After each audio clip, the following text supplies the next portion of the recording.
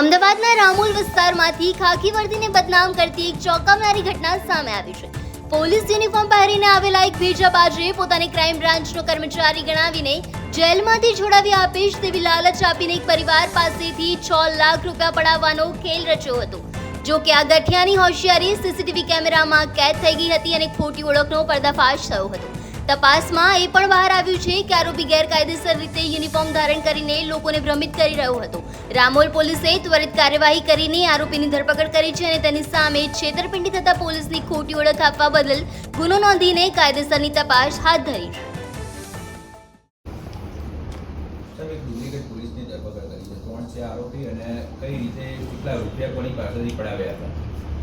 Ramol police station વિસ્તારમાં 1 મહિના અગાઉ એક અરજદાર લેડીઝ છે, એમને અરજી આપેલી હતી કે એ અહીંયા વસ્ત્રાલમાં એક ઓફિસ સાહેબની જ્યાં પોતે લોન અપાવવાનું કામ કરે છે, ત્યાં આગળ કોઈ ભાઈ છે જેનું નામ પરેશભાઈ ચૌહાણ છે, એ પોતે ત્યાં આગળ આવેલા હતા, પોલીસ યુનિફોર્મમાં હતા અને પોતે ક્રાઇમ બ્રાન્ચમાં નોકરી કરે છે એવી ઓળખ આપેલી હતી અને લોનના કામ બાબતે એ લોકોએ ઇન્ક્વાયરી કરી હતી.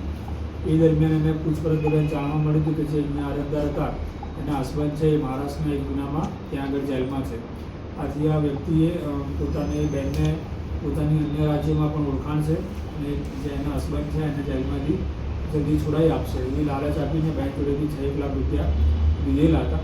ત્યાં અરજી આપ્યા બાદ તે અરજદારનો પોલીસે સંપર્ક કરેલો હતો તો એવું જાણવા મળ્યું હતું કે બહેનનું છે ભાઈ જોડે સમાધાન થઈ ગયેલું હતું અને એ લોકોને એક સમાધાનનો કરાર પણ બનેલો હતો.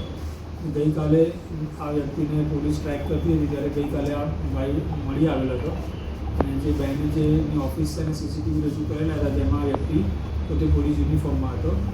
જે આ પરેશ ચૌહાણ છે કાલે પોલીસને મળતા પોલીસે એને બાબતે પૂછેલું હતું કે પોલીસ યુનિફોર્મ પહેરેલો હતો તો તું પોલીસ ખાતામાં કોઈ નોકરી કરે છે કે તારી જોડે કોઈ આઈ કાર્ડ છે એ બાબતે એની પૂછપરછ કરતાં એને કોઈ યોગ્ય જવાબ આપેલ ન હતો અને પોતે ખોટી પોલીસની છાપ ધરાવીને ત્યાં આગળ ગયેલો હતો અને પોલીસનો યુનિફોર્મ પણ ધારણ કરેલો હતો. આ અગાઉ પણ એની વિરુદ્ધમાં આ બાબતે નડિયાદમાં પણ એક ગુનો દાખલ થયેલો છે અને ત્યાં પણ તેણે ખોટો યુનિફોર્મ ધારણ કર્યો તો બાબતનો ગુનો દાખલ થયેલો.